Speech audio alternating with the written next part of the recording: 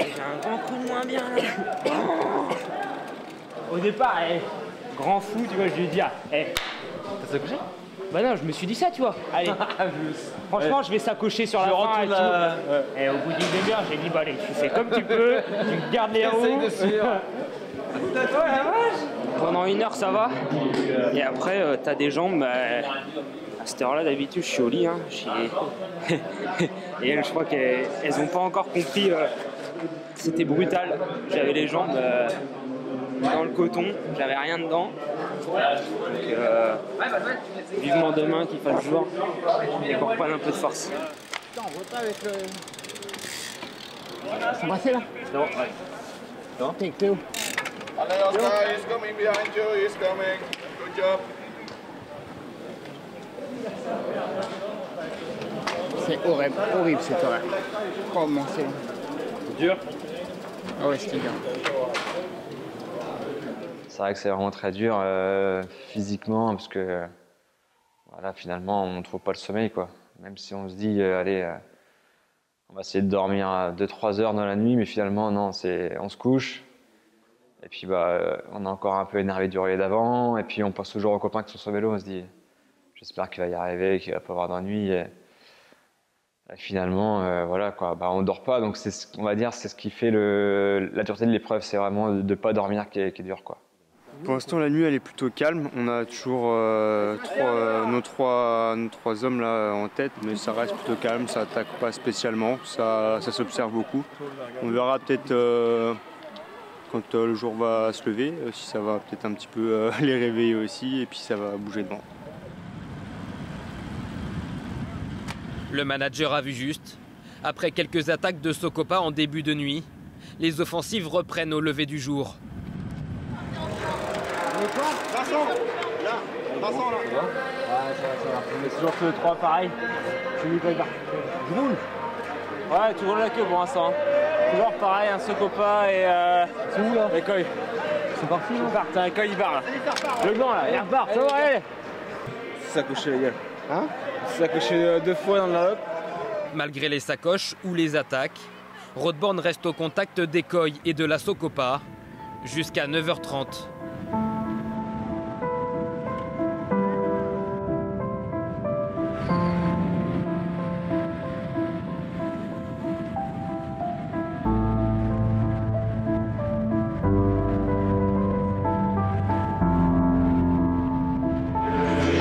Tranquille, sauf sur la fin, les 2 derniers tours. Allez, gros! Ouais, la 9h un petit peu compliqué à gérer. Thibaut prend son relais, il fait 2 ou 3 tours maximum. Il passe devant nous à la ligne des stands et nous dit ouais, j'ai crevé. Voilà, on se dit bah ça y est, c'est fini. Il crève, faut qu'il rentre au stand, on va perdre au moins 1 minute. Là, on se dit ça y est, c'est mort pour la victoire. J'étais en train de me reposer, en train de manger un petit peu quand même. Et là, on reçoit un message de Simon, le manager, de Kevin, en nous disant que Thibaut avait crevé. Donc là, on se dit vraiment, bah là, c'est fini. Et Thibaut a récupéré la roue de l'équipe 2 et puis Thibaut était très fort, je pense aussi. Il a réussi à rentrer sur les deux équipes, donc voilà, un gros ouf de soulagement parce qu'honnêtement, on pensait que c'était perdu. Ouais. Ça s'est plutôt bien fini pour nous, mais ça a été très très chaud. Nouvelle alerte pour Roodborn, mais comme la veille, tout rentre dans l'ordre. Et après être revenu sur ses adversaires, l'équipe décide même de durcir la course. Thibaut était très fort parce qu'après avoir crevé, il attaque et voilà, il y a Sokopa qui lâche. Il a sauté, il est à 30 secondes derrière. 30 secondes derrière vous. À bloc. Si, il a arrêté, ils ont changé là. Fais tourner. Allez. Sokopa fait rentrer son coureur au stand et sacrifie ses 2 autres équipes pour tenter de revenir à l'avant de la course. L'écart grimpe à 1 minute. Thibaut Ferras fait tout pour les éliminer de la course à la victoire. Il laisse ses dernières forces dans la bataille avant de conclure son dernier relais et lancer Julien Gay.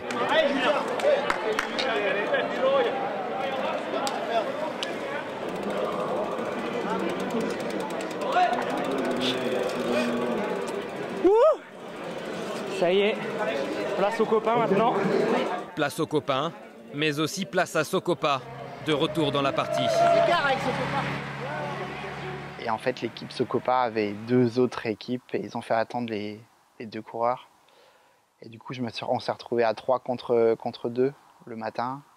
Avec la fatigue, ouais, j'ai tout de suite compris qu'il ne fallait pas trop insister parce qu'ils allaient rentrer, ils étaient plus forts. Et à 3, avec ce vent-là, c'était sûr qu'ils allaient rentrer. Allez, Geoffrey, c'est bien, allez, Julien. Le match va donc se jouer à 3. Il reste 2 heures de course. Tony Hurel se prépare à prendre le dernier relais. Il arrive quand, Julien? Il va pas tarder là. C'est vrai? Ouais, je pense. Tout repose à présent sur ses épaules. Merci.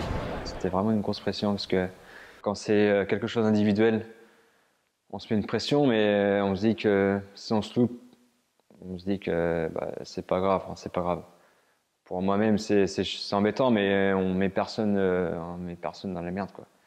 Que là, on se dit qu'on met, si on se loupe, on met tout le staff et les 3 coéquipiers qui ont bossé dur avant. Et ben voilà, on les blesse mentalement et physiquement, et donc c'est assez embêtant, quoi. Et donc ouais, c'est clair que là, quand je prends le relais, je me dis que je dois pas me louper et que voilà, que tout repose sur moi, et faut être fort mentalement, quoi, et physiquement. Pour le final, la stratégie est claire du côté de Rothborn. Attendre le sprint. Le coureur de Sokopa me connaissait très bien et savait qu'au sprint, il était battu. Donc là, j'ai commencé à le faire douter. Et moi, mentalement, on va dire que j'étais très fort, et physiquement aussi. Et donc voilà, quand il m'a vu rester collé à sa roue et répondre à ses attaques à chaque fois, il s'est dit qu'il n'allait pas me lâcher. Ça tournait gentiment, ça devait arriver au sprint. À une demi-heure de l'arrivée, on a les coureurs de Sokopa qui décident de faire un choix tactique, de faire rentrer le coureur qui était sur la piste pour faire rentrer leur coureur le plus rapide. Quand on rentre au stand, on perd environ 30 secondes. Quand j'ai vu rentrer au stand, j'ai dit voilà, maintenant il faut tout mettre, il faut faire des gros relais. Je suis tombé avec Sylvain Georges, donc mon deuxième concurrent, on va dire, de chez Ekoi. Il a tout de suite collaboré, mais très vite j'ai vu qu'il avait des faiblesses, et là j'en ai profité pour appuyer encore très fort sur les pédales, on va dire. On voit Tony tout seul, et là on n'a pas trop compris en fait. C'est bizarre, il est tout seul. Où est le coureur de Ekoi? Et donc il s'est avéré qu'il a eu des crampes, il ne pouvait plus du tout pédaler, il s'est arrêté sur le circuit. Quand j'ai vu qu'il s'est mis debout sur ses pédales et qu'il avait des crampes, j'ai appuyé un gros relais et il a sauté. Donc là, voilà, à une demi-heure de la fin, j'avais plus qu'à rouler très fort pendant une demi-heure, et voilà, et après on avait la victoire qui s'ouvrait, quoi. 30 secondes d'avance sur cette course-là, on peut tout perdre. Thibaut a crevé à 9h du matin. Il avait perdu 30 secondes, il les a bouchées, mais si on recrevait, la course était perdue. À moins d'un nouvel ennui mécanique, Rothborn file vers la victoire et reçoit l'aide de sa deuxième équipe pour boucler les dernières minutes de la course. Allez, les gars! Allez, les gars! Allez! On avait fait un choix stratégique de le faire rentrer dans la dernière demi-heure de course. Donc au final, voilà, je me suis retrouvé, on va dire, juste 2 km tout seul à rouler fort. Et après, j'ai eu le soutien de Romain, le Breton, de la deuxième équipe, qui a fait un gros travail pour toute l'équipe. Et voilà, c'est vrai que heureusement qu'ils étaient là. Ouais.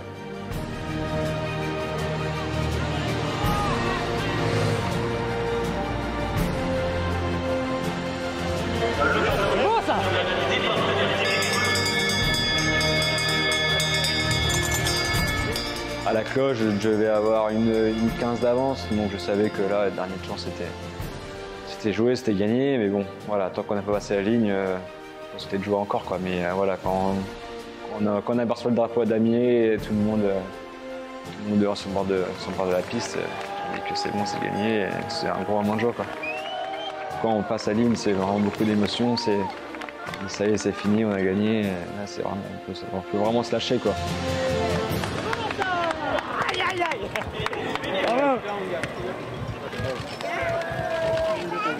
Ça finit le boulot en patron, ça. Ah, vous payez, les gars. Ah, putain. Bravo, Tony. C'est une joie particulière parce que c'est pas comme une course où tu es en individuel et que tu lèves les bras. C'est une course d'équipe, on a partagé 24 heures ensemble. Voilà, on s'est fait des frayeurs, on a rigolé. Et puis voilà, là on gagne. C'est aussi pour Simon, pour Kevin qui sont dessus, je pense, depuis un bon moment, qui ont été chercher les sponsors, c'est une sorte de remerciement. Ouais. C'est vraiment une grande joie immense parce que que ce soit Kevin, Simon ou tout le staff, ils se sont investis beaucoup depuis plusieurs mois et donc voilà, quand on arrive à atteindre l'objectif, ça reste quelque chose de grandiose. Même moi qui ai été pro pendant 7 années, j'ai vécu des bons moments, mais celui-là, ça restera un moment inoubliable parce que c'est quelque chose qu'on a mis au point depuis plusieurs mois et voilà quoi. On avait fait une équipe pour gagner, on a réussi à le faire. Donc voilà, c'est vrai que quand on voit sa ligne, qu'on voit tout le monde heureux, c'est génial quoi. On s'en rendra peut-être un peu plus compte après, mais au-delà du projet sportif des 24 heures, c'est nos marques qu'on a mis en avant. C'est Roadborne, je pense que tout le week-end on a entendu parler de Roadborne.